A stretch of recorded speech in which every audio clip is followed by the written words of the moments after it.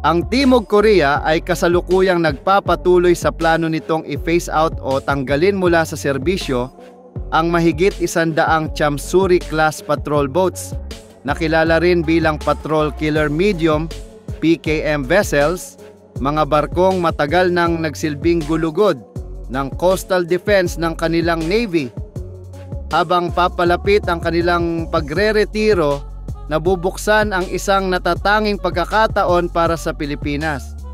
Magpapahayag kaya ang gobyerno, lalo na ang Bureau of Fisheries and Aquatic Resources (BFAR) ng interes na i-acquire ang ilan sa mga decommissioned vessels na ito? Ang Chamsuri class ay binuo sa dalawang pangunahing bersyon, ang PKM 200 at PKM 300, na may kabuuang produksyon ng mahigit 100 unit mula 1970s hanggang 1990s. Karamihan ay pinatakbo ng Republika ng Korea Navy, ROKN. Ngunit ilan sa mga ito ay ibinahagi sa mga kaalyadong bansa. Isa na rito ang Pilipinas, na tumanggap ng 8 PKM 200 units noong dekada 90. Sa ating serbisyo, tinawag itong Tomas Batilo class patrol boats. Bagamat opisyal nang ni-retire ng Philippine Navy ang Tomas Batilo class noong 2021, hindi pa tuluyang nawawala ang kahalagahan ng mga barkong ito. Sa katunayan, ang isa sa mga ito, ang BRP Salvador Abcede, PC 114, ay muli na namang napagtuunan ng pansin matapos ipahayag ng BFAR ang planong maglunsad ng public bidding para sa buong pagsasaayos nito. Ipinapakita nito na may halaga pa sa gobyerno ang mga ganitong platform, lalo na sa mga non-combat na misyon gaya ng pangangalaga ng pangisdaan, coastal surveillance at maritime law enforcement. Sa pagnanais ng BFR na palawakin ang kanilang kakayahang magpatrolya gamit ang dating mga barkong pandigma, ang posibilidad na makakuha ng 12-12 ng Chamsuri class boats mula Timog Korea ay isang cost-effective na hakbang. Bagamat may edad na ang mga barkong ito, kilala sila sa tibay ng disenyo, kakayahang tumagal sa laot at pagiging maaasahan.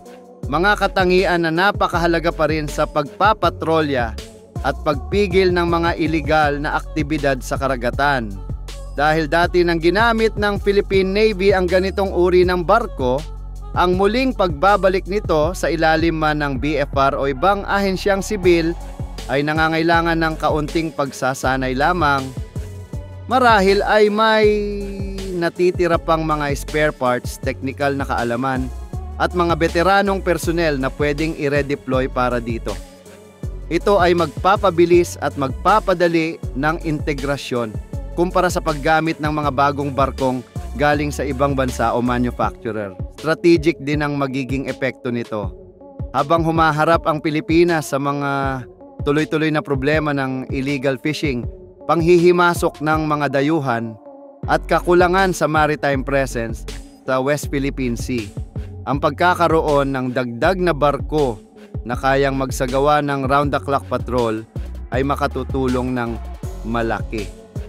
Ang mga Chamsuri class vessels ay maaaring magpalakas sa kakayahan ng BFOR at Philippine Coast Guard (PCG) na kasalukuyang kulang sa kagamitan para mapanatili ang maritime domain awareness. Dagdag pa rito, matagal ng defense partner ng Pilipinas ang Timog Korea. Ang mga naunang donasyon ng Pohang-class corvettes at amphibious assault vehicles (AAVs) ay patunay ng magandang ugnayan. Kung magpapatuloy ang ganitong kooperasyon sa anyo ng donasyon o discounted transfer ng mga Chamsuri class patrol boats, ito ay magiging panibagong tagumpay para sa parehong bansa. Maaari rin itong isama sa mas malawak na layunin ng SUL na suportahan ang seguridad sa Indo-Pacific region.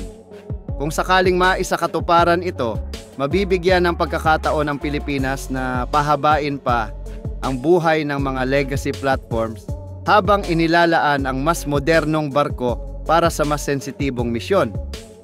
Samantala, ang BFAR ay maaaring tumutok sa pagpapatrolya sa mas kalmadong bahagi ng karagatan, partikular sa mga lugar ng pangisdaan at coastal waters, habang ang Navy at Coast Guard ay maaaring ituon ang lakas sa strategic deterrence at maritime defense. Sa huli, kung kikilos ng mabilis at may diskarte ang gobyerno, maaari nitong samantalahin ang pagbubukas ng ganitong oportunidad para mapalakas ang maritime enforcement posture ng bansa nang hindi kinakailangang gumastos ng malaki. Ang mga barkong tulad ng Chamsuri class ay nananatiling mahalaga para sa mga bansang humaharap sa mga banta ng illegal fishing, smuggling at territorial intrusion. Gayunman, hindi habambuhay bukas ang bintanang ito. Maaring may iba pang bansa sa rehiyon na may parehong interes.